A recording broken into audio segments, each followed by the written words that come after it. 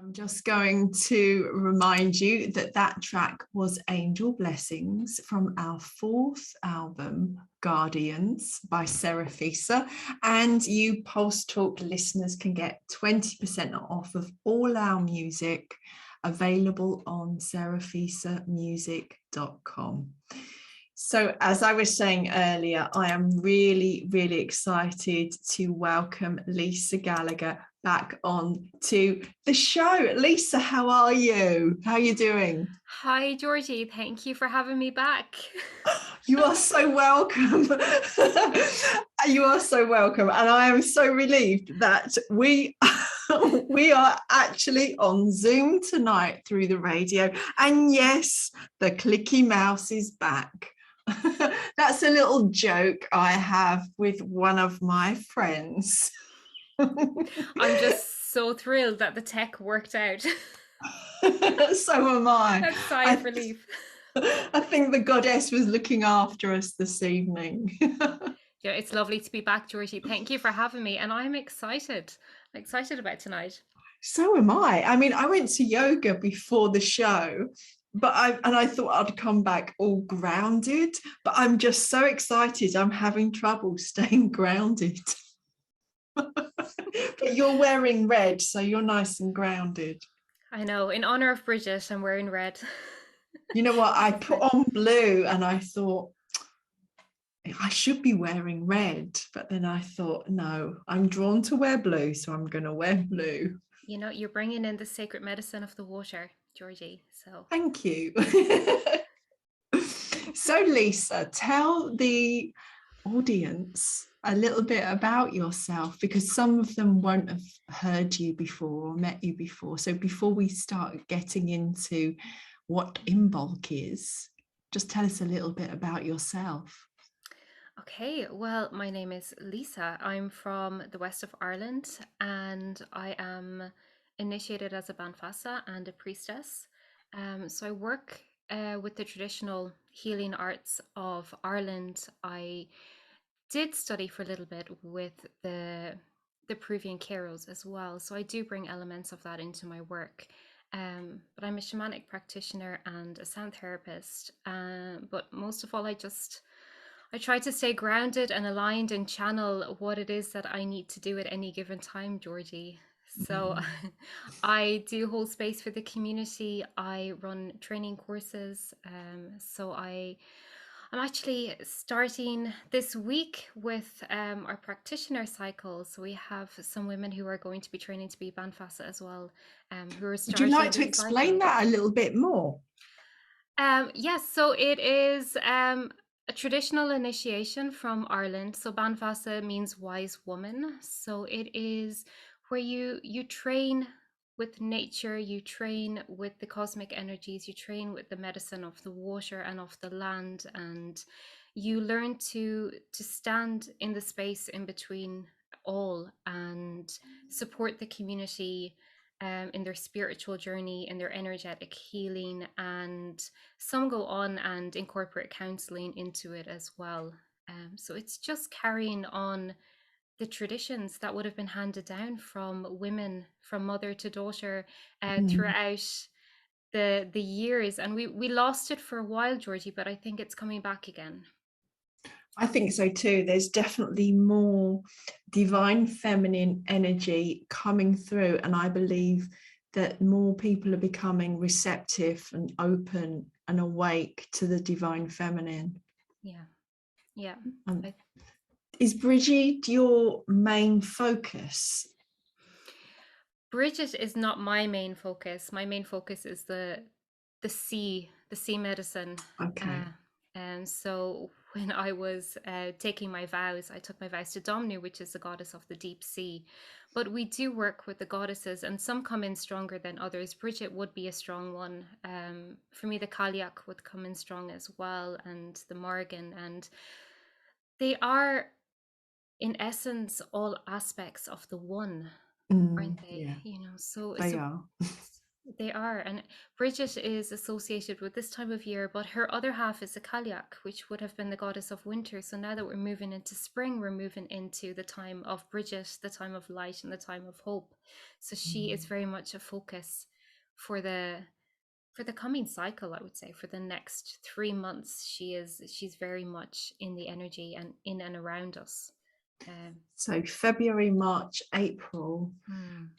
So this evening, when we embark on the ceremony, will we be focusing on the things we want to bring forward for the next 3 months? For the next cycle, I would say, so for the next year. So it would follow the natural cycles of growth and death and rebirth. Mm, So if you imagine that in winter, we spent a lot of time resting and regenerating and going inwards. Our channel was much stronger. A lot of people were getting upgrades. A lot of people were getting guidance from spirit and were overwhelmed at times with the energies, I think, in the last few weeks, in the yeah. last couple of months. But now it's time to direction them. So if you imagine like the seeds deep within the earth, so they're germinating, they're connecting down to that vital force of Mother Earth, and they are gathering their strength, they are aligning themselves, and they are getting ready to sprout. So I suppose they're aligning their intentions so that Mm, they move forward in a set direction. And that's the point that we're at right now. We're still very much, Imbolc means in the belly, so we're very much still in the earth, but we're trying to bring all of our energies together into alignment, set our intentions, and direction ourselves so that we can move forward. But it's it's a growth process that will take, up until harvest time, basically. So yeah. it's a cycle that we will be following through until Lunasa. So this time of year, I'm afraid it's not the most comfortable time of year, Georgie. It's Mm, moving out of our comfort zones. If you imagine the seed moving up through the layers of soil to reach the surface, to greet the sun, that's not a comfortable process. So It's a little bit like the butterfly in the cocoon. I mean, it's got yes. to struggle, because if you just open up the cocoon, it won't be able to fly. So it needs that struggle. It needs something to push against to gain the strength and to gain the know-how of how to fly. Yes, that's exactly it. That's a perfect anecdote of it. So that's what we're doing. We're basically deciding to actually break out of that cocoon. So that's the decision, I suppose, that we're taking at this time, is to actually move forward and then bring that support, the protection, and that energy around us that will help us to move through that process of initial discomfort and trusting. I think it's a time of surrender as well. It's a surrendering to the process of growth. And even though we have an intention and we know that we're moving forward, we're not sure what the outcome is going to be. Mm. None of us will know how our intentions will actually manifest. So it's about surrendering and trust as well. So there's healing for some people in it. There is a collecting of strength for others. But I think it just begins right now with making the decision to move. Mm. We've just moved out of a time of rest where we've been spending a lot of time inwards, a lot of time sleeping for some, just being quite introverted. And now it's about taking that decision to say, well, now it's time to move forward. Now I'm ready to wake up. Now I'm ready to take action. And Yeah, definitely. And if anyone has any questions after we've done the ceremony and the meditation and the song around being stuck or wanting to move forward, or not knowing exactly, not that we're going to do a reading for them, but if anyone's got anything they want to ask around that, maybe we may have like some insight into something. We're not telling anyone what to do. We're not focusing on doing readings this evening, but sometimes just a word or a sentence can really help unshift someone. For instance, yesterday I was in a Zoom call with, I think, 6 ladies from Canada, and I was channeling my team. And then when they finished, my team said, "Are there any questions?" And one lady said she was stuck. She couldn't move forward. She just felt like there was something around her feet, and she didn't know if it was past life, blah, blah, blah. Anyway, the guide said something along the lines of, you don't need to go into why you're stuck, or you don't need to go into the past life of the stuckness. Yeah. And they just toned, and that seemed to shift. And then everyone in the group said that their feet got hot. Wow. So that was quite interesting. So maybe if any of the listeners have got a specific issue, maybe together we can do some sort of healing around that tonight as well, if we've got time. I'm just putting it out there. Absolutely. I think things will arise naturally for people when they do this kind of ceremony and they engage with the energies of Bridget, but also the time of year, because it will bring up, that feeling of being stuck. Or if you're used to having a very structured life and you're moving into a time of the unknown, it can bring up fears and anxieties. And I think that advice is absolutely wonderful, not to attach to the story. Because once you attach to why you're stuck or why you're feeling that way, then it's harder to shift it. Whereas that toning was beautiful because it just focused on the frequency, didn't it, of the heaviness, and just by toning you raise your frequency and vibration, and that lower vibrational energies just weren't able to hold on anymore. Exactly. I think a lot of people can get really lost in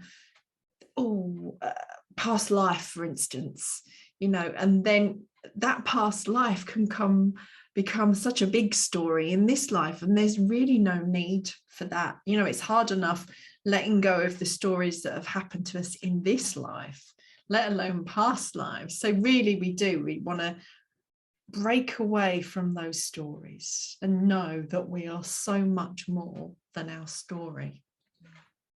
It's about coming back into the space in between, isn't it? In a place of no judgment and just observing life and experiencing without attachment to whether it's right or wrong as well. I think sometimes we can get caught up in the trauma of past life issues and even in this lifetime. And there's a point I think you come to where you have to let go of the judgment of that situation. You have to just stand into a place of just being centered and not identifying with whether it's right or wrong or dark or light or good or bad, and just seeing it as an energy that has form and then releasing that form. And that's easier said than done, I know, but I think that's part of the healing process.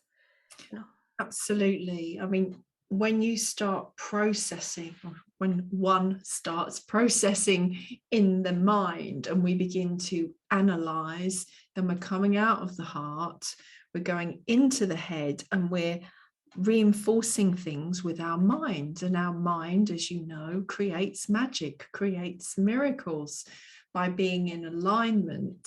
So if we're focusing on what we don't want and what's happened that's been labeled bad, then we're just going to create more of it. So by just allowing it and knowing that we are all where we are meant to be right now, all the things that have crossed our paths were meant to, and just relax into where you are now.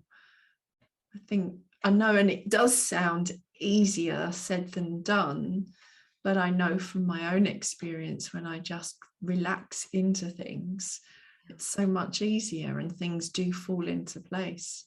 Yeah, and I think that's a key word as well, to relax in, because from my experience, when I try to resolve like a trauma, let's say it's anxiety, for example, or fear around something, if I try and just detach from it and cut cords, and that can be very difficult. It can be a very long process, and it just tends to resurface again and again. Whereas when I just sit with it and accept that that's how I'm feeling, and decide that it doesn't matter how long it takes for this to go. I know at one point it will pass.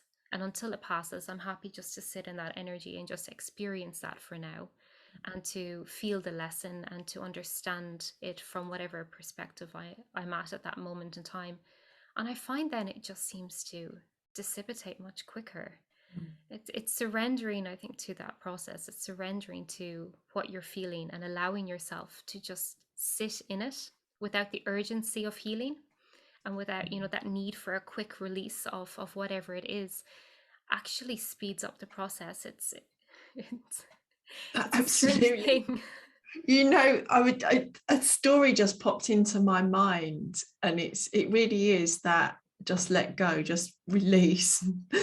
I was basically parked my car in a car park, and I came back, and I'd only had this car 3 months. My dad had given it to me, and it was fairly new, and someone had smashed into the lights in the back, and I was like, oh no. And I got in the car and I took a deep breath, and I thought, you know what?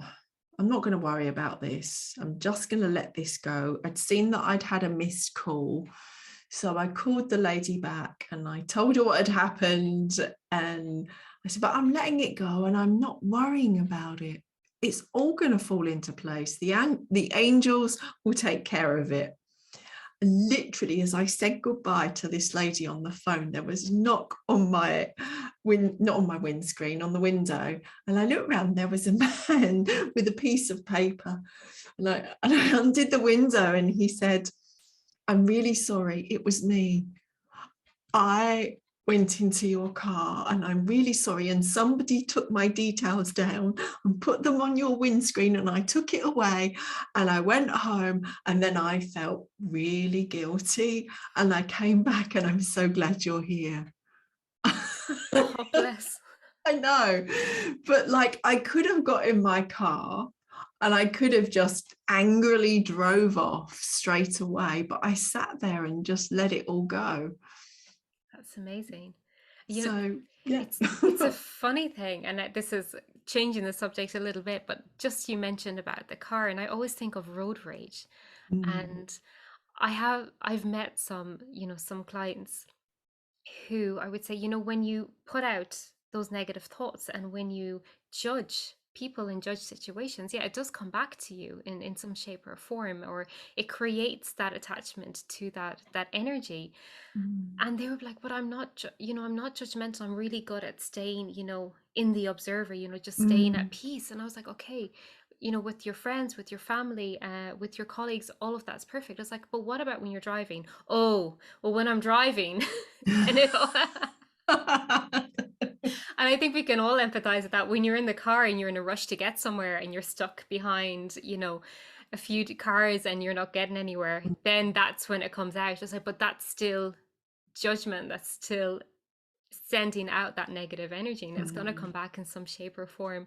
So you just reminded me of that, how important it is to be consistent in our thoughts. And I think it's one thing to do it in sacred space, and it's one thing to do it like in ceremony. Now it's going to be really easy to set our intentions and to align, but when you go out into the everyday world, it's a different story. Absolutely, absolutely. And again, that reminds me of when I was teaching meditation in Ibiza, and there was a lady getting really frustrated at the person sitting next to her, and she just couldn't relax. And this person wasn't really doing anything majorly bad. And I just remember thinking, life isn't a meditation. Life, people are rushing around. So you need to take the opportunity of being in whatever space you are and going within, because it's from the struggle that we learn. Life doesn't have to be a struggle. Life can be a dance. End the struggle and dance with life. I think that's the book. But if we can't relax and meditate because someone's heavily breathing next to us, then how can we have a focused brain and a calm mind and an open heart when we're walking around and there's loads of people coming at us and being angry. So we need to sort of remember that life is the meditation. We have to sort of meditate through life. Yes. Yeah. And learn to respond in any given situation.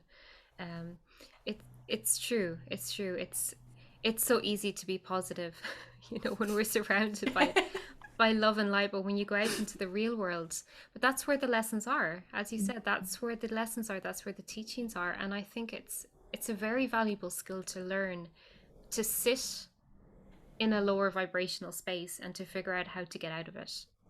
Yeah, Then to to rise above it. Yeah, then to try and spend all of your time out of those spaces, because we're all going to fall into them at one point or another, through grief or through sudden changes in our circumstances or situations. It's very hard to keep our vibrations high. So it's very valuable to learn how to sit with the emotions, to sit with the frustration, to sit with whatever life is thrown at us, and say, okay, well, how can I respond to this situation? How can I break the cycle of these thought patterns or behavioral patterns, and how can I move past it without having to remove myself from the situation? I think that's when we really become enlightened. Absolutely. Yeah. So, you're going to enlighten us now with some more information about Imbolc, or are we going to go straight into the ceremony? What would you like to do, Lisa? I think this is a good point to bring in Bridget, because Bridget is the bringer of light and hope, and there are so many stories associated with her. So I will try and I'll just go with the flow, and what I trust, whatever stories I share are what's meant to be shared at this time. Absolutely. But there is one story of creation, because as we're talking about the denser energies, there's a story of creation that's associated with Bridget, where she was brought onto the earth to save the earth from the rats of darkness. And so she's this beautiful cosmic energy, and she came bringing this pure light down through from the stars down into the sea, into the womb, which reminds me of the womb it reminds me of our own journey from the soul essence of our being through the point of conception to be in the waters. And then she came upon the surface of the waters, and she placed her cloak, and the cloak became the land, and that's the land of Ireland. So she's a representation of being saved from darkness, a representation of light and of hope, of fertility. She created the land, she created all of the plants, all of the animals, the that structure and safe place for us to build our homes and to plant and to grow, and she protects the crops, she protects the animals on the farm, and she represents also life and death and fertility. So there's so much symbolism associated with Bridget, and she's so relevant at this time of year. And I think the ancient traditions were really good at that. They were really good at focusing on aspects of that divine cosmic, the divine feminine, at the points of the year where they really supported and helped the people. They're really aware of the psyche and the mental health of people, I think, as they travel through the natural cycles and what they needed. So Bridget came in with this flame of hope, this warmth and this light. And Imbolc is a fire celebration. It would have been it's one of the cross quarter days, and would have been one of the most important fire celebrations in ancient Ireland. So there is this tradition of lighting a candle or lighting a fire in honor of Bridget. And I'm going to bring in the story of Saint Bridget as well into this, because there was a woman there was a woman, very holy woman in Ireland, who very much embodied the energy of Bridget, and she continued that tradition of the fire and of the sacred wells. And I'll get to the wells in a little bit, but the flame was preserved and kept. This perpetual light was kept burning by 19 nuns. Wow. Yes. that were in her convent. I think that was the right word at the time. I'm not sure if it is, but so it was kept burning day and night. It was watched by these 19 nuns, and then on the 20th day, Brigid herself would come, and she would be the 20th. But that is said to derive from an ancient pre-Christian tradition where you would have 19 maiden priestesses keeping this flame of light and hope burning, and that is very reflective of the women's role in the community in older times. They did maintain that light, maintain that hope, keep everyone rallying around everyone, keeping the morale high, and tending to the needs, the emotional needs and the energetic needs of the community too. So that was kept burning. So the fire helps us to move through this comfort zone, to move out of our comfort zone, because it helps to transmute. It is that transmutational sacred flame that burns away all of those attachments to the old behaviors or the old thought patterns of the old traumas or whatever it is that is making us feel stuck. So that's a very central part to our healing process right now, and Brigid carries that with her. And she's also associated with the waters, so the sacred wells, and you managed to get to one of the sacred wells in Glastonbury. I did. I've actually been there 3 times in 2021, and I've still got a little bottle left, so I'm going to be using that this evening. Beautiful. You will have to channel that into all of our waters, I think, so we can Yes. all. I will. When I sing the channeled song for Brigid, then I will have the intention that everyone's water will be connected and blessed by Brigid and the chalice well. Beautiful, beautiful. And so the waters goes a little bit deeper, Georgie, and I think that's really hits on the healing process and our intention for today, because the sacred waters, Brigid is also a healing goddess. And the wells are said obviously to be blessed, but to possess really strong healing properties. And it would be tradition at this time of year to go to the sacred wells and visit them. But also some people would bring these rags, these little pieces of cloth, which would be natural fibers, and they would tie them to the trees. And I know now you see some of them done, being tied to like hawthorn trees, but I believe it was actually a sally bush. Now, correct me if I'm wrong, but I think it was actually the willow that was originally used as the healing tree, because that makes sense.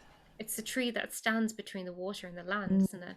Yeah. Funnily enough, and I channeled something about being a willow tree the other day, and the importance of how the willow bends and is supple and is working with the water and supports the water. Beautiful. It surrenders, isn't it? Yeah.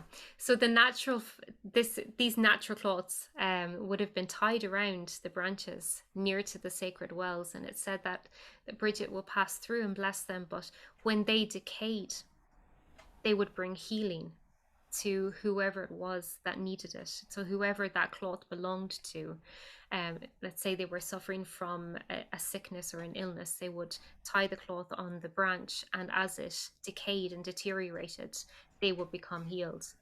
And so when it was completely deteriorated, they would be fully healed. Yeah. Because I've seen lots of ribbons tied on trees around Glastonbury and Avebury as well, which I don't know if you and the listeners know. Avebury's on a ley line which is connected to Stonehenge. I think it goes up to Norwich somewhere, or Norfolk, and it comes all the way through Glastonbury and then down to Cornwall, St Michael's Mount. Lovely. So that may be from a similar tradition. The reason I'm saying natural fibers is because it is done nowadays, but they tie, artificial fibers, pieces of cloth or clothes or ribbons that would not be organic, and they're not going to deteriorate. No. So it's not in keeping with the tradition, but also they're pollutants. So oftentimes they get removed eventually. Yeah. And sometimes the trees get damaged. So it's important to remember that little piece. If you do have somebody who's sick, or you yourself require healing, that you try and find something small that is as natural, as organic as possible, and that will just naturally decompose. And So like cotton or silk, you mean? Or yeah, bamboo yeah, fibres? yes, something that would just easily decompose and just not harm, obviously not harm the environment. I think that's really important, that we don't harm the environment in this space and time to complete a Absolutely, ritual. yes. Yeah, Yes. but that is the Brath Vrija. That is a similar connection to the Brath Vrija, which I mentioned earlier this week. That little piece of cloth. Yes. Yes, so you can take a little square piece of cloth, um, whichever you're guided to. So this doesn't have to be, this isn't to tie to a tree. This is just to have in your home. So you choose a square piece of cloth that you're guided to use, and you place it outside on Imbolc Eve. And it's said that Bridget will pass through and will bless the cloth, and the dew that lays on the cloth from the eve until the next morning blesses that cloth, and it becomes healing, a healing cloth that you can keep in your house, you can place on wounds, or you can place on any part of the body that may be in disharmony throughout the year. So we could maybe use a hanky or a flannel, something like that. Yeah, absolutely, anything. Wonderful. Yes, yes. I'm trying to think of did I leave anything out? I don't think so. I think I've told I've told the listeners, if they're going to join in with us tonight, then to have some flowers, to have their water, a bowl, a tea light, obviously some matches. I've actually got a little candle that I'm going to light first, and then with that candle I'm going to light my tea light. And this is from Lourdes. Oh, lovely. So I'm going to also bring in the essence and the energy and healing from Lourdes to everyone this evening that's joining in. So when I light this, that flame is going out to everyone, because although we're honouring Brigid, they are all one. They are all one. And I'm wearing blue for Mother Mary, and you're wearing red for Brigid. They are all one, and Bridget is one goddess that has transcended belief systems and religion. So she's very much a part of Christianity, and she is that divine mother energy, all encompassing. And I do believe, as you mentioned, they are all one. You know, that nurturing energy of Bridget is found in Mary and is found in other goddesses too. Yeah. So I was it's just going to say, when I work with Mary Magdalene, I tend to wear red. okay.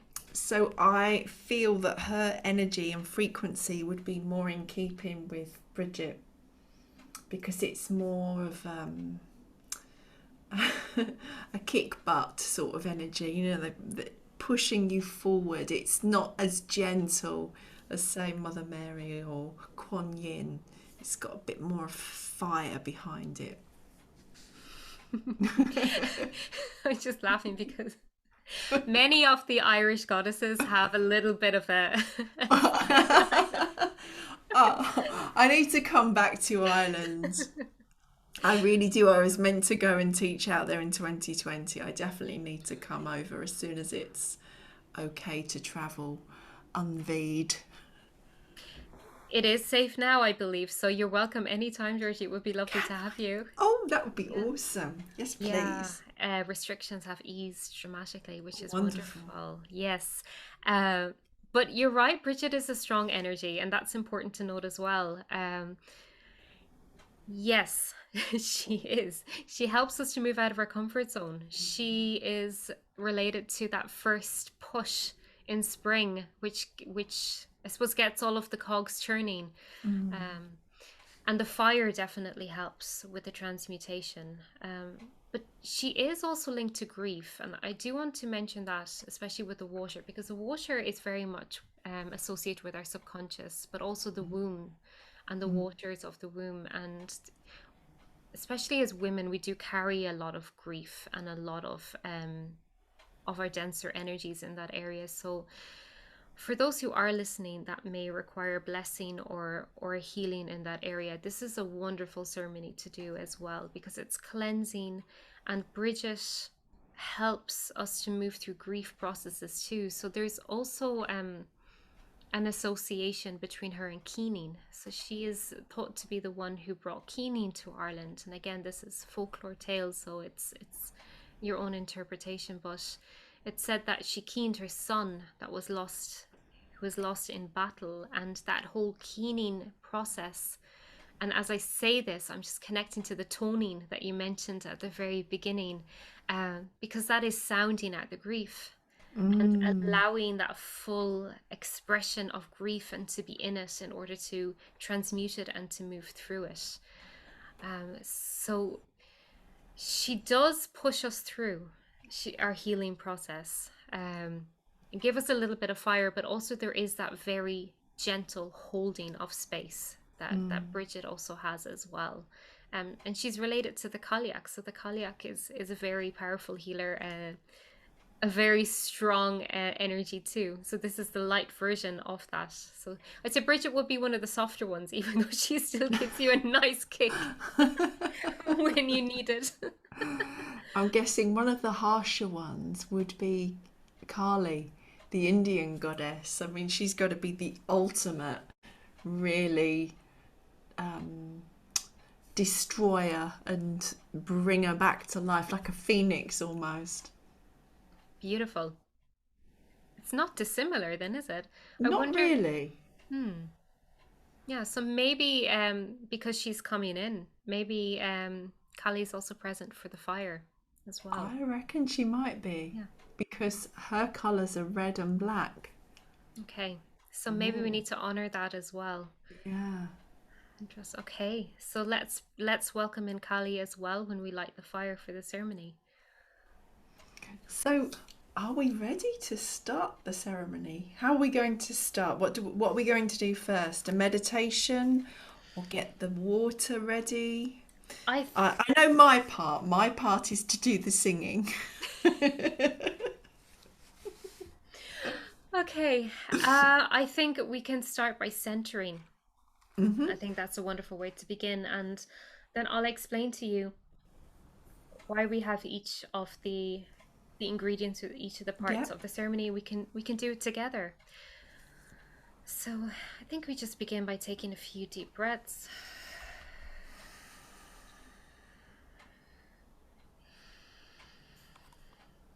And as we breathe in, we just come into our heart center.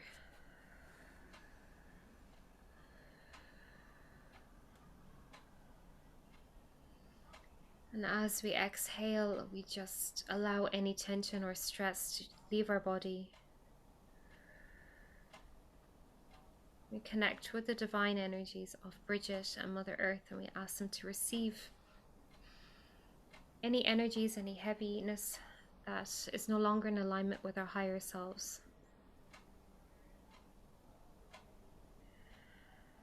to receive them, transmute them,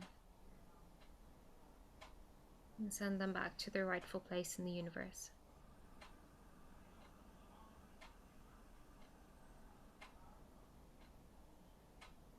And I'm just going to follow guidance on this, Georgie.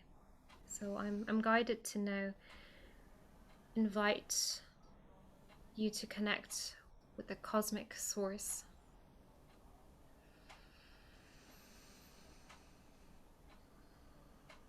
that vibrant light,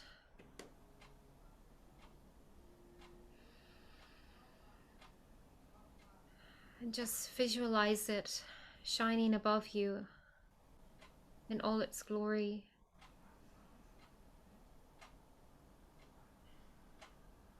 And as you breathe, you just allow that light to expand around us. So it's creating like a dome of light around us, coming deep down into the earth below our Earth star.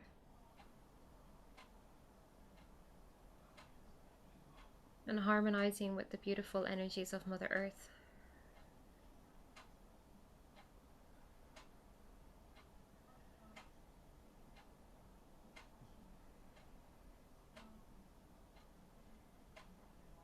And from that cosmic source, we call on Brigid.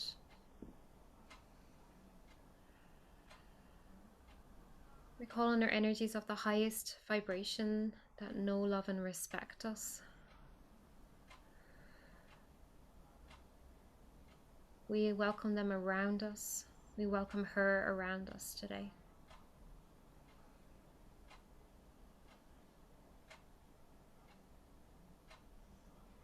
And we allow her to flow like a channel of light into our heart.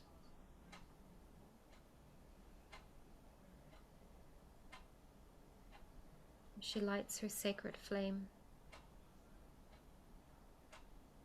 And we ask that flame to spread outwards through our body, transmuting any energies which are not in alignment with our higher self right now. Any attachments to old behaviors or thought patterns which no longer serve us. The old ways.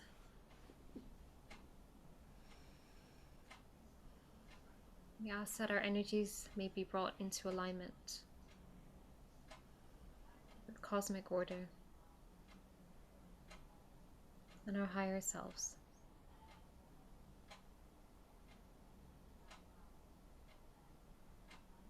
We ask Brigid to move down into our sacral energies and to bless our sacred waters. The waters of the womb, but also the waters within us that flow through us.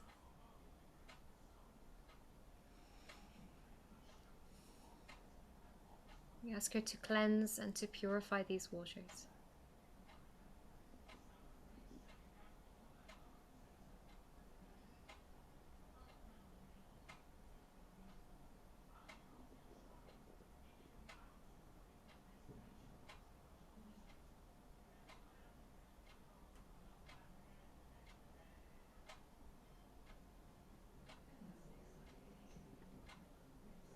And now we ask her to move downwards to our Earth star. We ask her to bless us with her sacred cloak that she spread across the land that we stand within.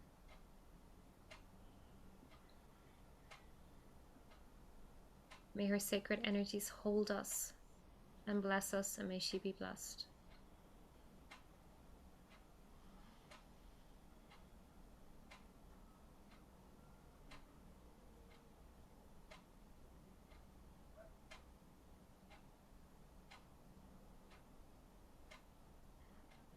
So we take a moment as well to call on the sacred goddesses that support the work of Brigid. So if there is another goddess that's coming in around you, that you acknowledge and welcome them into. Whether it is Kali, or here in Ireland we have the Gaelic, we have Maka,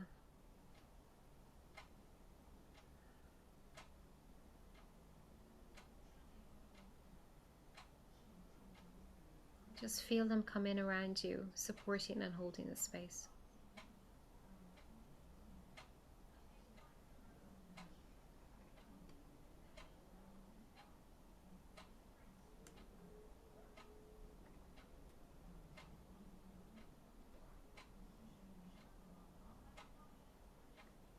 And we come back into our heart.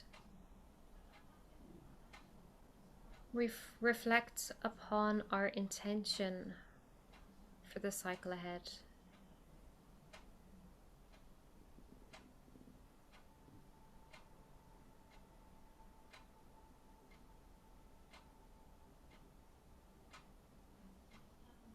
We just allow that intention to sit within our heart. We allow it to expand then outwards throughout our body, our aura.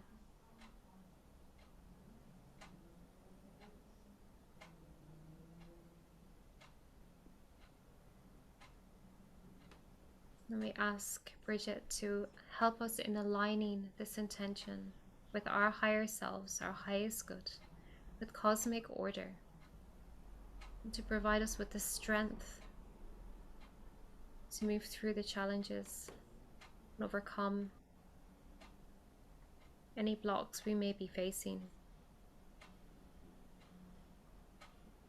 to bless our intention with fertility so that it may grow into fruition, and to protect us.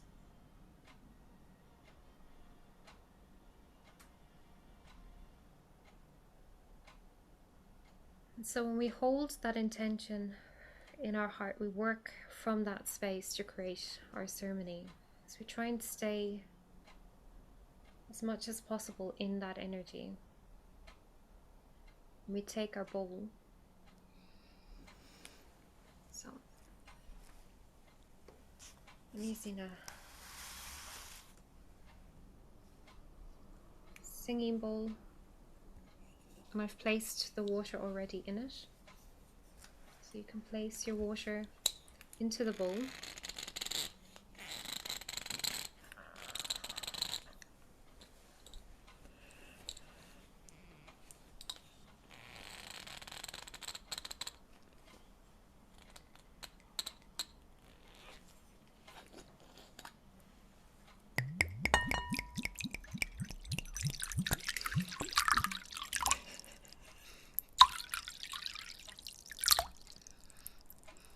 That doesn't sound like sacred well water. It is. Okay, so let's take a moment to place your hands over the water.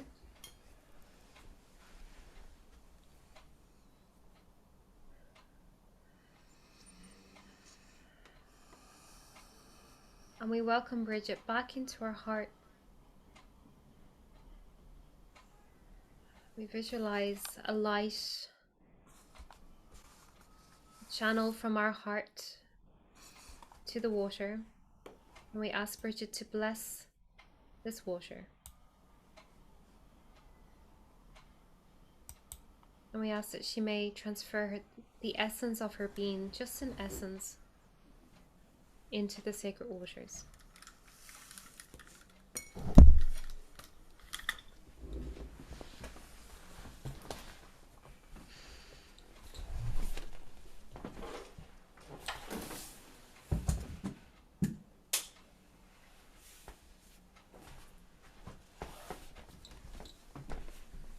You just feel that energy transfer into the water.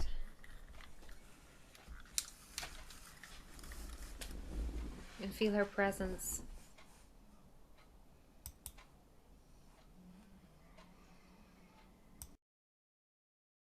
And at one point you will just feel that it is done.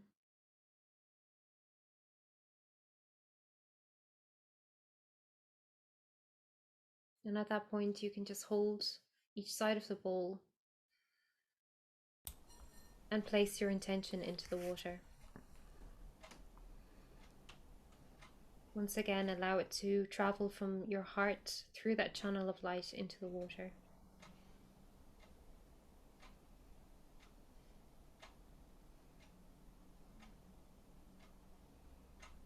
And if you're finding it hard to visualize that channel, you can blow into the water 3 times to pass your intention upon your breath into the water.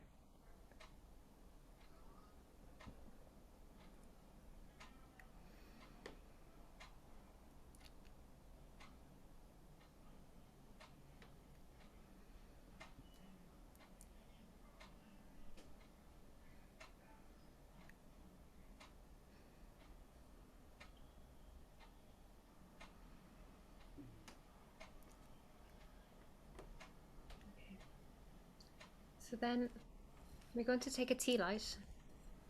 This tea light represents the sacred flame of Brigid. We're going to place it in the middle, in this of the bowl. Now it will float around, it'll move a little bit, and we're not going to light it just yet, but just so that you have it in the bowl.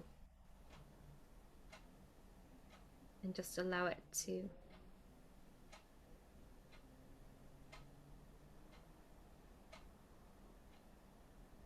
just to sit there on top.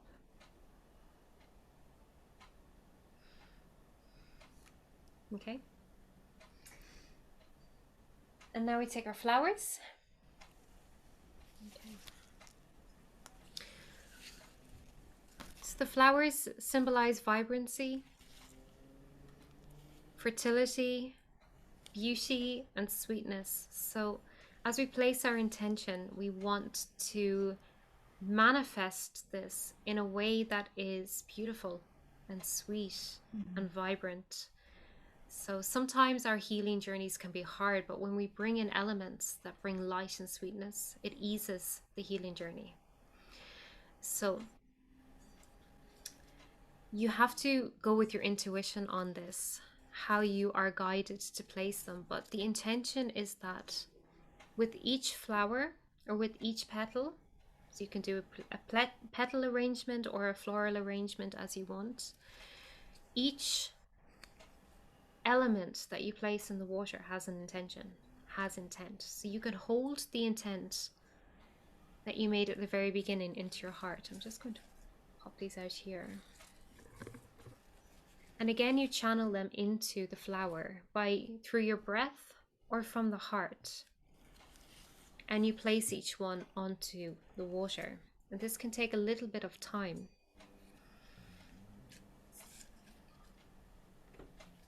And the more beautiful, if that's the correct grammar, that you can make the offering, the better. So the whole process, from once you open space and from once we called in Brigid, is a journey of healing and intention setting and transmutation. So while you're doing this, it's a good idea too to be aware of any emotions that come up or any thoughts that come up, or if you notice anything about the way in which you're placing your flowers or the way that they're sitting. So is that something the listeners can tell us, and maybe Yes, we can help them with that? yeah, that would be wonderful if they can let us know how they're getting on. So I have some leaves as well.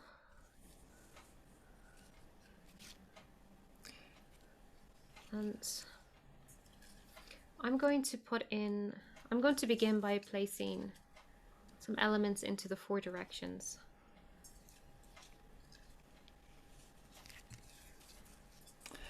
So can you explain the significance of the 4 directions to the listeners? Yeah, please? So if you imagine when you are going to church or to a temple, you have the lay people, you have the priest or the priestesses holding space for the community in the temple. They keep the space sacred and safe. And so when you go in there, there's this beautiful, calm, light energy, and that's maintained and held. But when we work from home or when we work in nature, we don't have a temple. We have to create it. We have to create that sacred space. So we do this by opening the 4 directions. And each of the directions we call in the guides and elements, so even the natural elements, to hold space for us, to protect the space that we're working in, and to guide us on our journey, whether it be of healing or whether it be for the ceremony. So each element is placed in one of the directions. And in the Irish tradition, you would place fire in the south, call in the south direction first, and then you would move to the west. You have water, the north you have earth, and the east you have air. But there can be some interchanging, and I know across across the different cultures, there's definitely interchanging between fire and earth. A lot of traditions place fire in the north because a lot of the native traditions are south of the equator. Mm. And for us, fire is in the south. Some place fire in the north because it represents the sun as well, that divine masculine energy. So alongside that, you would call in your ancestors. I would call in the ancestors in the north. And I would call in the crow or the robin, who are messengers between our ancestors and us. That's interesting. I've been seeing a lot of robins lately, and I always say when I see a robin, it's someone from heaven making themselves known. Yeah, so I feel like the robin is like our version of, the hummingbird. Yes. Like the messenger between ourselves and our ancestors. I feel like the robin symbolizes that for us and holds that space. I remember when I went to where did I go?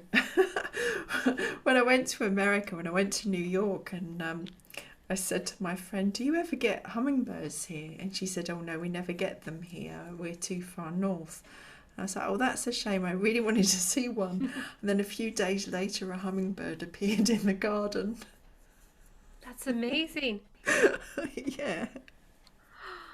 It's beautiful.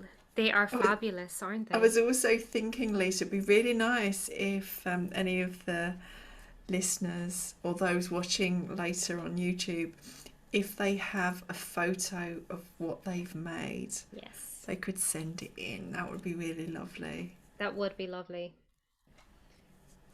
And to let us know how they felt making it as well. Yeah, I have to say, I'm feeling really excited. So the feelings that have been coming up for me, there's excitement, but at the same time there's a feeling of not anxiousness, but a little bit of nervousness. So it's like almost like stage fright. I haven't had stage fright in donkey's years, but yeah, like a little bit of stage fright's coming up for me. And the colours I've used a lilac around the edge. I've used the leaves to represent the 4 directions. And then I've used yellow. And I think for me, it's like the yellow is working with the solar plexus, yes, and my divine will and wisdom, and calling in that power. But then the lilac is not wanting to go into ego, so it's like counterbalancing, so it's giving it a balance.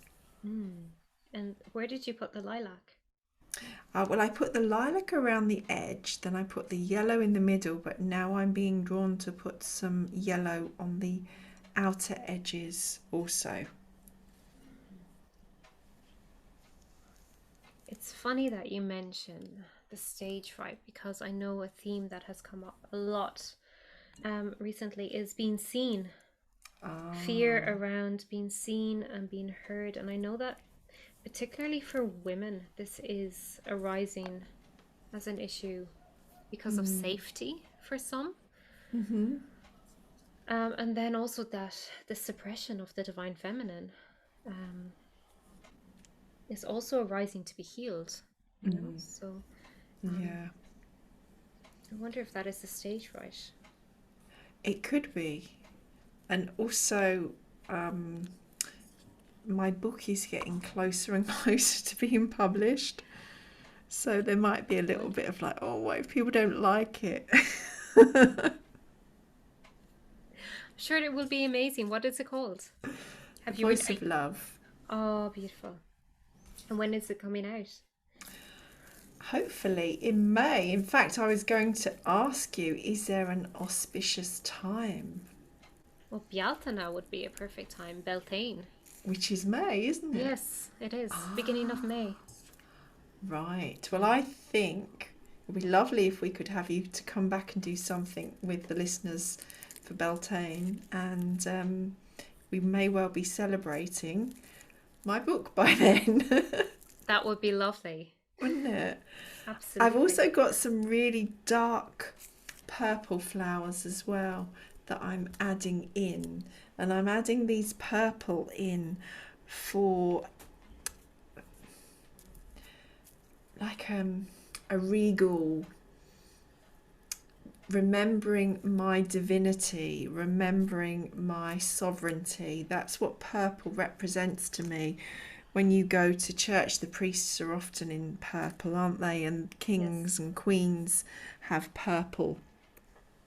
So that's what it's representing for me. And I've also got some peach. Just a little bit of peach. And peach for me represents cherubs. And the cherub blessings. Beautiful. I'm really enjoying this. It's so lovely.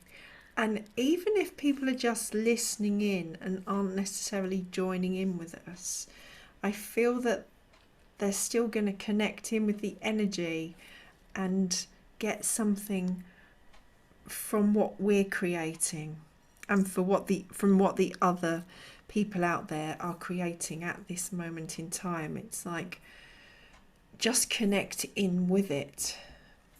Yes, it is a community. I'm doing one for the community, so I am holding that intention for those who may not have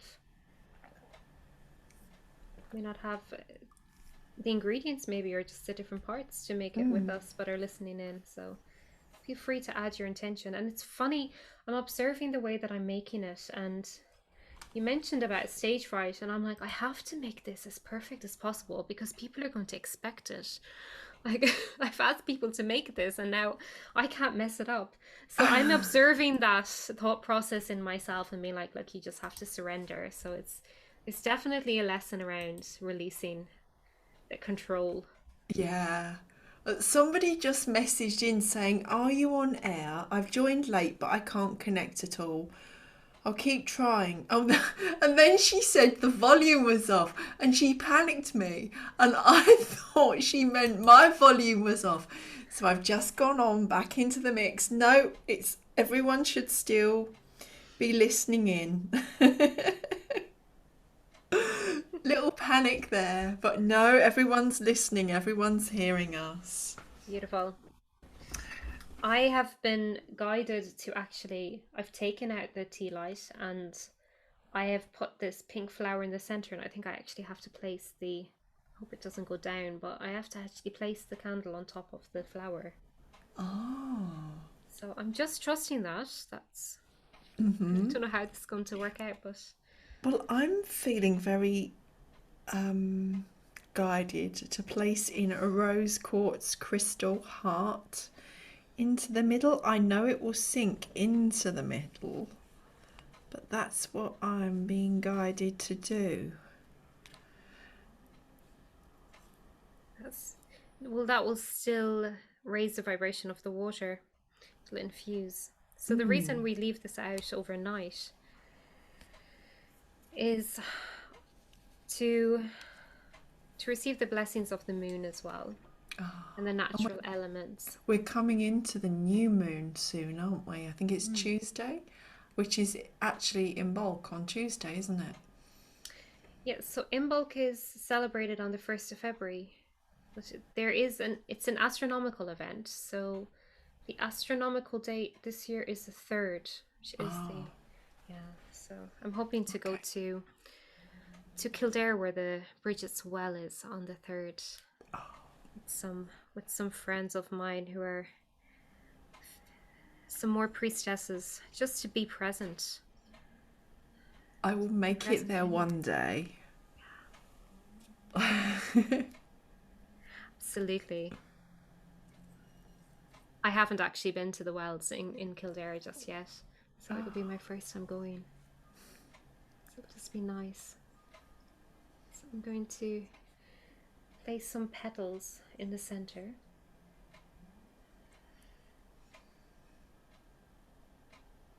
It's what I love about these kind of ceremonies is that they hold so many teachings in just how you create them. You know, I'm learning a lot about myself, just observing how I'm placing the different flowers, the colors, and what's going through my mind as I'm doing it.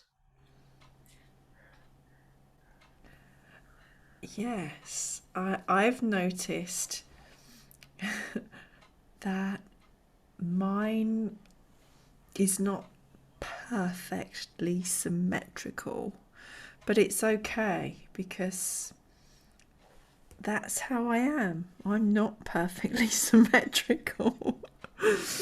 And I still think it looks beautiful, and I'm really happy with the colours and the little touches of the darker bits of the purple. And my actual tea light in the middle is Mother Mary blue. That's beautiful. And that wasn't like on purpose, it was an accident. I also had, but I didn't know if we were allowed to do this, but I've got some rose essential oil. Yeah. So I wasn't sure if we were allowed to add that in, or is that something we could add in later? I think you have to follow your intuition with these things, and there's no problem with adding them. Okay. I think you can add some in and let it be in the energy overnight. And in the morning, when you go out to get it, you can then preserve it. So it becomes like it's a floral incense. It's a floral essence, but it's also a Brigid essence. So we've blessed the water with the energy from Brigid, the energies of Imbolc. We have set our intentions, and we've set our intentions into the plants as well, and the flowers, and created this beautiful ceremony, this beautiful offering. It's been infused with the energies of the moon and the rising sun, and then it will be preserved, and you can use it then for as an offering for yourself, or just to have as a ceremonial piece, or for protection, to spray as protection if you feel like you need it at any point throughout the year, throughout the cycle. So it's or if there's something in particular you're working on, you could spray it around you as you go to do that work, for instance. Yep. And in that case, your rose essential oils will just make it smell beautiful. So you will have to preserve the water, because otherwise it will go stale. So Yes, now one of my friends likes to preserve her sprays with salt. Some use vodka and some use another product which I can't remember the name. What do you use, Lisa? I would usually use alcohol. So it would be vodka,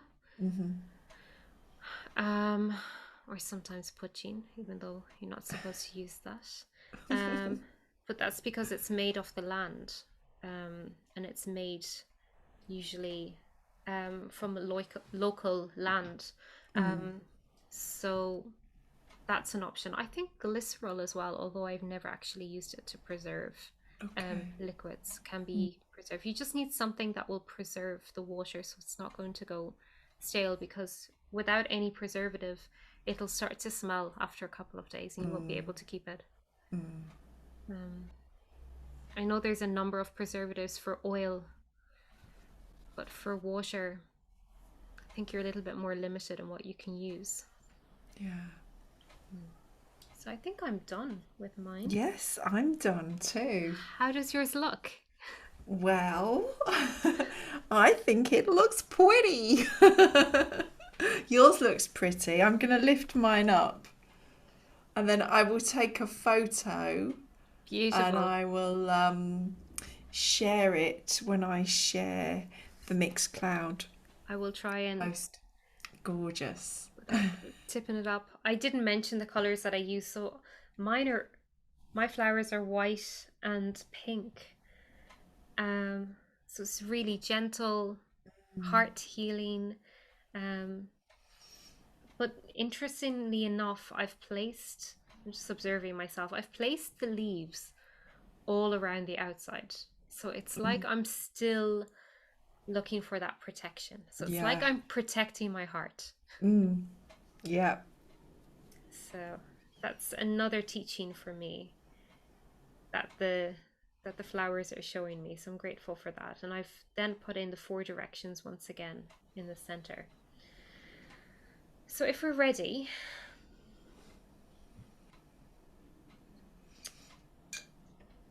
we can bring in the sacred flame of Brigid.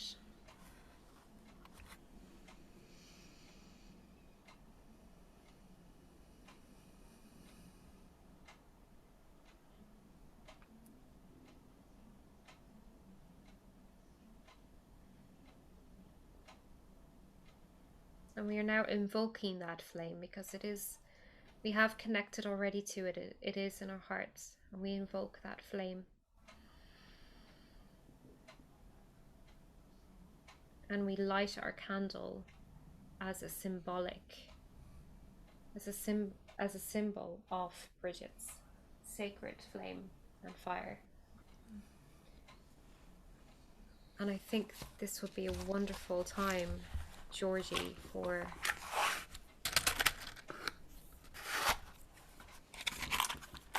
your song. Okay.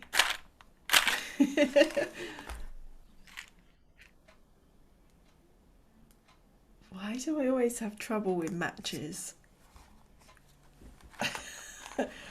Is it because I'm a water sign? Maybe because I have a lot of problem with fire too. I either set everything on fire or things just won't light. There's no in between. I'm the same. I'm exactly the same. So I've lit this candle, which is from Lourdes, and I'm putting out that intention for everybody to connect to those sacred waters from Lourdes and Brigid.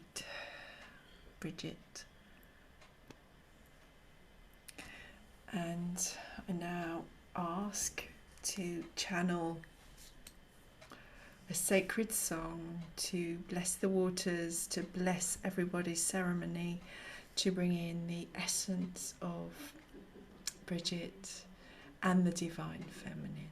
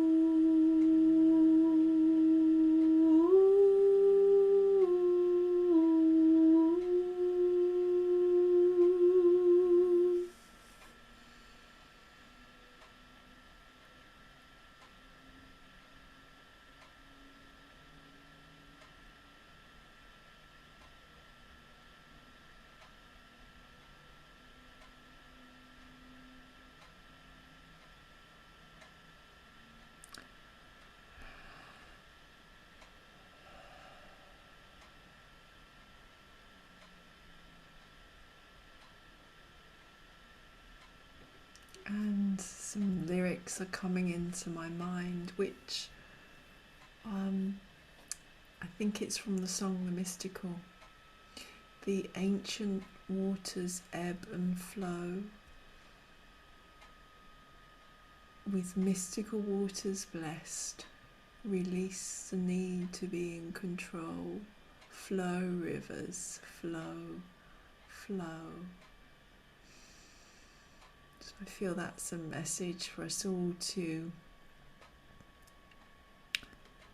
just be in alignment and allow our life to flow with ease and grace,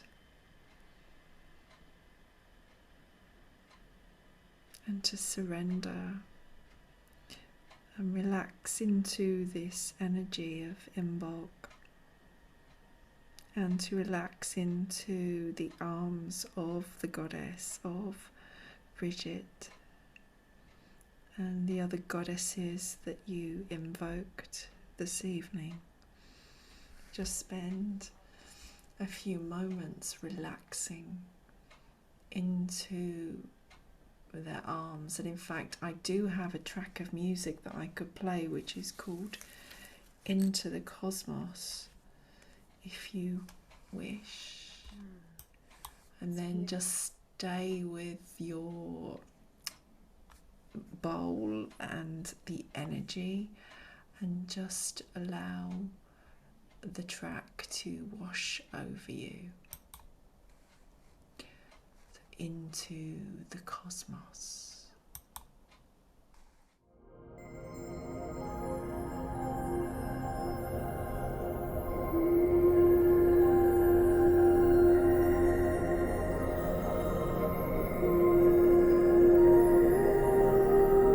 Divine Mother, I invite you to place your hands on my aching heart,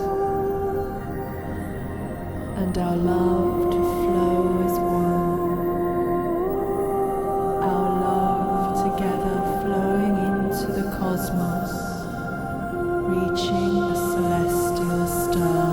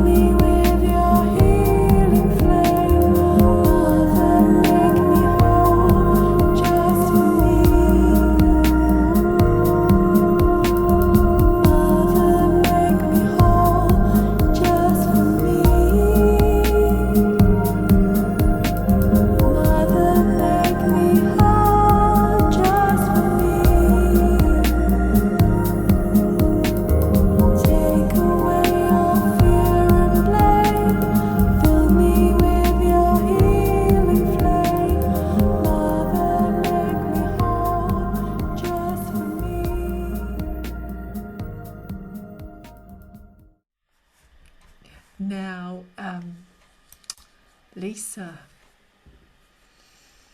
how are you feeling? I think that was beautiful. I just loved hearing you sing and the shivers, and I could feel the energy come in. I could feel that was a healing. I don't know how the listeners felt about that, but for me, I felt that was a healing. Really? Hearing you sing, yes, yes. And then you mentioned about the flow, and just what was coming in was like energies around just not being in flow. And then you said to be in flow. Yeah. I Just think we're probably all a bit guilty of that, aren't we? it is, and it's so important to learn how to surrender. That's such a theme. That's been a theme that's been arising. I don't know about you, but I felt it over the last year. But now it's like come Imbolc. It's like something has really shifted, and the world is it's just starting to open up again. And it's like we really need to let go of attachment to how life is going to be and just learn to be in flow and just learn to simply experience. Yes. I think I'm going to say something now, which some people might not like to hear, but when people go for readings and they're told this is going to happen or that's going to happen, and they wait for it to happen, sometimes it might be a positive thing, sometimes it might be a negative thing. And I just think that it can block the flow, Yeah.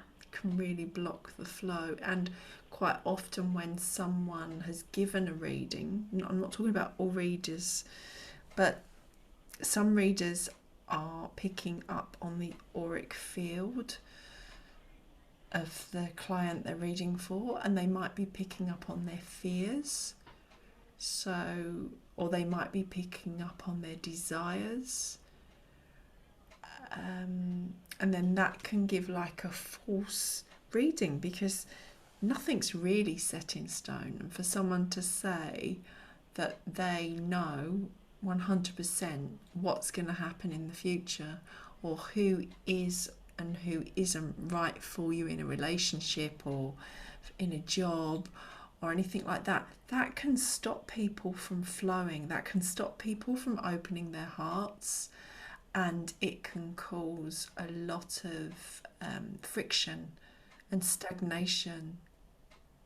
Yeah, it can. And I think it's really important to keep in mind that even the reading that you receive at the time, it's based on everything continuing as it has been, Yeah. without your conscious awareness. So once you start to bring in another energy into that, even if it is, oh, this certainty or closing yourself off to one possibility, that changes, and it alters the flow of energy. And so it's no longer, it can still be a possibility, but it's the direction has changed somehow. And it is very hard to know when to guide and how to navigate readings in that way, because it can hinder the flow and can hinder the growth of the person. So I think it comes back to the surrendering and the alignment again. And I know, Yeah. like in this work, we try to align with our highest good and align with the cosmic order, which takes ourselves out of it. So it's like I wake up and I set the intentions for the day that everything that I do will be in alignment with the cosmic order, whichever way it flows, so it's again moving past that good, bad, or indifferent. It's just trying to live in a way that's in alignment with what's in with cosmic order, but also with your higher self. And our higher selves tend to know better than we do. Yeah, absolutely. Well, like I talk about the angel within, because for me, my higher self showed herself to a group of people many, many years ago. It was 2010, so 12 years ago now. And at the time, I thought it was an external angel, but now I realised it was actually my higher self. And she knew what was best for me, which was sing, sing. Singing's going to heal me and align me. And I know that everyone has their own unique way of aligning to their higher self. For some people, it might be cooking. For others, it might be doing ceremony. For some, it might be gardening or walking or Tai Chi. But you've just got to find that thing that aligns you to your higher self. Yeah. What do you do? I think I've asked you this before, actually. It depends on how how much in disharmony I am. Right. So my way of aligning, in my standard way, would be connecting down and grounding first to the earth. Um, but even it's grounding and aligning with the cosmic energies within the earth that are, reflections and projections of above as well. And then from then, I align upwards and I connect to my higher self. And so I'm then bringing in the light. But for me, when I'm aligned and connected and in flow, it feels as though there's like a waterfall standing, like just pouring over my head, just behind me. And I know when that energy comes in and there's a presence there, but the presence is somehow half in the waterfall and half a formed being. But I know when that I get to that point where that water is flowing over me, that my channel is clear and I'm aligned and I'm able to receive information from my higher self. And then I can trust what I am receiving. Yeah. So it's grounding, it's releasing density, and it's coming out of ego. So I think whichever way for you works, that brings you into alignment with your own environment first and where you are, and into a state of being equal and just out of your ego and out of your head and into your heart. That is your first step to then connecting to your higher self. But I think it is like, on the spiritual path, I think it's worth noting as well that if you do have a trauma that you're working through, it can be very hard to connect with your higher self. I think it's a state of being that you arrive at when you have cleared whatever density is within your energy centers. So, if you are at home and listening to this and you've tried grounding and you've tried going out for a walk barefoot, or you've tried going to the sea, and you've tried, yoga or Tai Chi and all these things, and nothing seems to be working, it's probably because there's a block. And there is a trauma, or there is an energy that is sitting somewhere within your body that needs to shift in order for that energy to flow. And so that's when you seek help. Yes. And I know that's something that you could help with, Lisa. What sort of sessions do you hold? One-to-one sessions? Yeah, so I hold my sessions online now, which I actually really, really enjoy, because I find that it allows the person to be at home and be safe and be comfortable. And I love that people can leave the session or finish the session and be home and be safe and be able to sit down and have a cup of tea or whatever it is that they need. Because the shamanic work is quite deep. And it can feel beautiful and it can feel relaxing, but it can, when you're releasing trauma or beings of trauma, and entities, which is what I work with as well. I work a lot with the shadow self and with going into the subconscious and trying to release those entities which are creating behavioral patterns, or thought patterns, or just energetic blocks within the body, and bring you back to a state of alignment with your higher self and with your purpose. But it can be intensive. It can be an intensive process, and a deep healing process. So I find that after the sessions, clients our best lying down, or just, having the rest of the day, taking it easy, either resting or going and doing something that you love. Um, because it's almost like energetic surgery, really. Yeah, I've had psychic surgery in Brazil, so I know what you mean. Yeah. It goes very deep. Yeah. Goes very deep. So how can the listeners get hold of you, Lisa? They can find me online. My website is kreenamara.com, which is I'm not going to attempt to say it. I make it really easy for people to find me. Yeah, so it's CROI, which is Cree.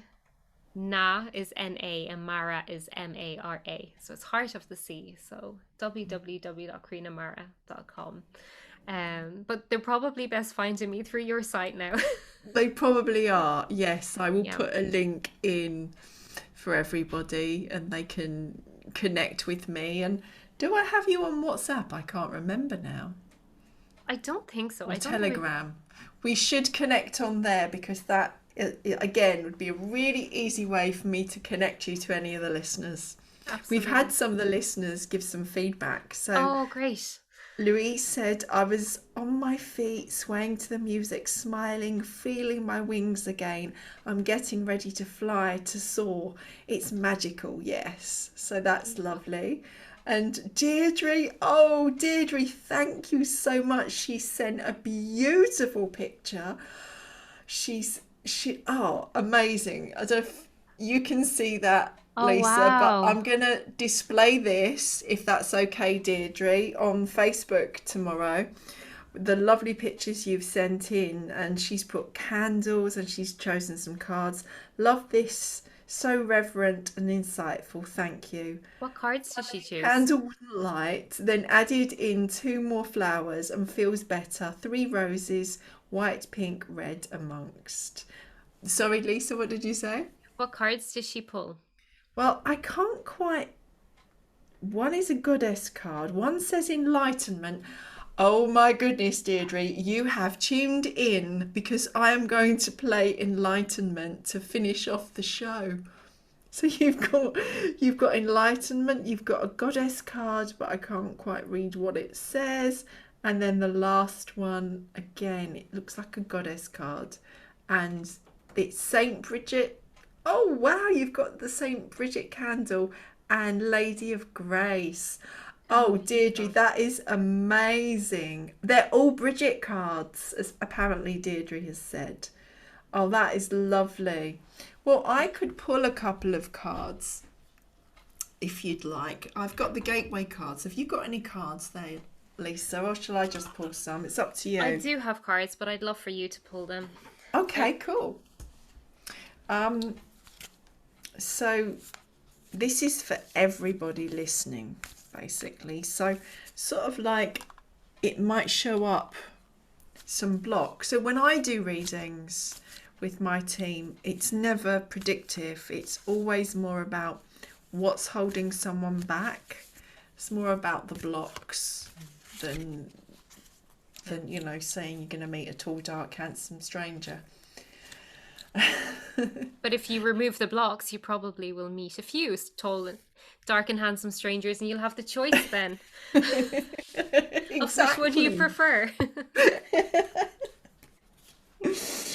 Oh wow, these cards are amazing. I'm going to keep you all in suspense because I'm taking three cards and I am, wow, really excited to say the first card is embracing the future. I step into the future with an open heart. Oh, wow. How amazing is That is that? so apt. Yeah. Wow. And I'm going to take a picture of that and put that on Facebook tomorrow. The second card is flying free. I unfurl my wings and fly. Well, Louise said that she had her wings opening, so that's really cool. And then the last one, manifesting dreams. My dreams are coming true.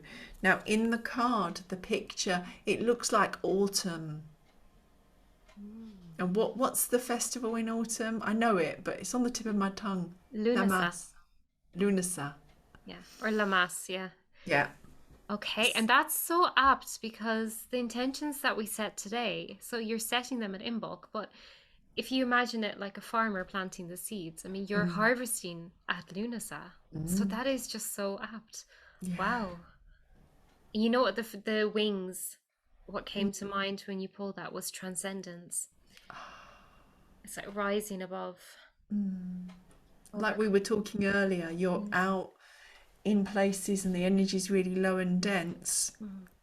We can't physically leave that place, but we can raise our vibration, our frequency, so that it's not affecting us. Yes. And we say that once you understand the lesson Mm. of that energy, you can release it. So if you're Mm. feeling stuck as well, it's maybe because you're not you haven't received the message yet or the lesson behind it. Because yeah, once Yeah. you sit in it and understand that lesson, then you can move past it. And you've Mm. then also learned the skill of being able to transcend and rise above. So the next time you find yourself sitting at that frequency, it's going to be so much easier to bring yourself out of it. Definitely. We've had some more feedback. So Margaret has said, fabulous, just what I need to hear. Love and blessings to you both. Oh, Oh, it's thank you, lovely, Margaret. Margaret. Really, really lovely to have feedback um, from everyone. So I would love to have you back around now. I know we said Beltane, but I think I need you back before then. There's got to be another either the spring equinox or Ostara. Do you call it Ostara? What do you call it? I don't really celebrate Ostara. The spring Okay, equinox I the mark. spring equinox. Yeah. Uh, Okay, yeah, absolutely. Let's see what's arising. brilliant. There's a spring equinox. And then we'll have you back for Beltane if you're Oh, free. absolutely. Well, I always make time for you, Georgie, because it's just such a Oh, blessing to. I just feel like the teachings flow. yeah. It's you It's know, like we didn't plan any of this. Well, I mean, you planned what you was going to do, but we just come together and the energy, the togetherness, it just works, doesn't it? Because it's we're part of coming as free spirits just to serve, the light and be in alignment to our higher selves. absolutely. It's surrendering to the flow. Yeah. So this was a great prop, but everything else was just in flow. It was absolutely beautiful. So Thank you. remind the listeners what they're going to do with their beautiful bowl Okay, and what they need to do about the cloth. perfect. Okay, so leave the bowl out. Let the tea light burn for a Hmm. while. If you want to let it burn right down, perfect. If not, then maybe just take it out of the bowl and leave it on the counter and let it burn out itself. But place the bowl with the flowers outside overnight, and in the morning come again into the heart. So try to do this, in space. Call Bridget in. Thank the spirits of the plants, of the flowers, of the water, of the fire. Thank the moon. Thank the spirit of the elements for blessing the waters. You can gently take off the flowers and give them back to the earth. And you can take some of the water too and give that to the earth as a blessing and as an offering. Take some yourself if you want to, and then you preserve the water. So it's like your own holy water. It's your own sacred essence. So put it into a bottle, keep it safe, and preserve it with whatever you prefer to preserve it with, and use that throughout the year for protection. And the cloth, take that cloth and you can put it out. You can put it out tonight because we are in the energy of Imbolc. Yeah. Or you can put it out on Imbolc Eve. So you can either do it if you celebrate on the 1st, you could do it the 31st, or you could do it on the astronomical date, which would mean you'd be leaving the cloth out on the 2nd of February, and then you will be taking it in on the 3rd, and then that is your healing cloth, that will be blessed by the essence of Brigid as well, and her healing medicine that you can use throughout the year. That's beautiful. Thank you so much, Lisa. And one more time, let the listeners know where they can find you, apart from through me. I am well hidden. You can find me through my website, which is crinamara.com, or you can follow. I also have an Instagram page. I don't have a Facebook page for Crinamara, but I do have an Instagram page, which is again Cri_na_Mara, I think. Oh, thank you so much. What I'm going to do is I'm going to play out and finish off the show with the track Enlightenment, especially as that was one of the... Deirdre's just said, what do we do with the hanky? Right, so Deirdre, my suggestion for the hanky was the piece of material, the piece of healing cloth. So when Lisa talks about the cloth, I said you could use a hanky, because I was just thinking how many people have bits of material hanging around, and I thought, well, if you've got a hanky or a flannel, then you could use that, and you put that out either tonight or on the 2nd of February, and then that will be your healing cloth blessed by Brigid. But of course you would ask Brigid to bless it. You wouldn't just put it outside willy-nilly. You'd put it out with reverence and love and invite Brigid to bless the cloth. Yes, you would. Yeah. I'm just thinking of leaving Kleenex tissues out. No, I mean like a proper cloth hanky. Preferably a ladylike one with little roses on or something. So I'm going to play out now the track Enlightenment, just for Deirdre, for all the listeners. But Deirdre did pull this card, so I think it's important that I play it for everyone. So this is from the first album, The Mystical by Seraphy. So I'm going to say good night now and let the music play us out, and I'll see you all next week with Matt from Mantara, all the way from New Zealand.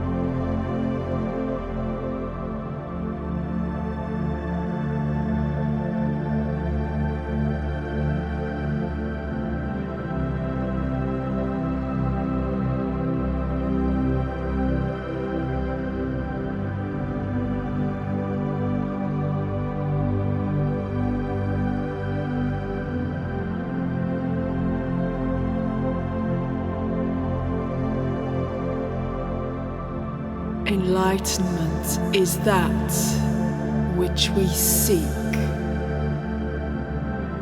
to honour the earth and serve the meek, connecting as one to the cosmic mind, mastering our thoughts, peace we then find, to live in harmony upon the earth. We pray for unity and love to be birthed. The second coming is not a child, but hearts filled with peace, love and joy. Enlightenment is that which we seek, honour the earth and serve the meek, connecting as one to the cosmic mind, mastering our thoughts, peace we then find, to live in harmony upon the earth. We pray for unity love to be birthed. The second coming is not a child, but hearts filled with love, peace, and joy.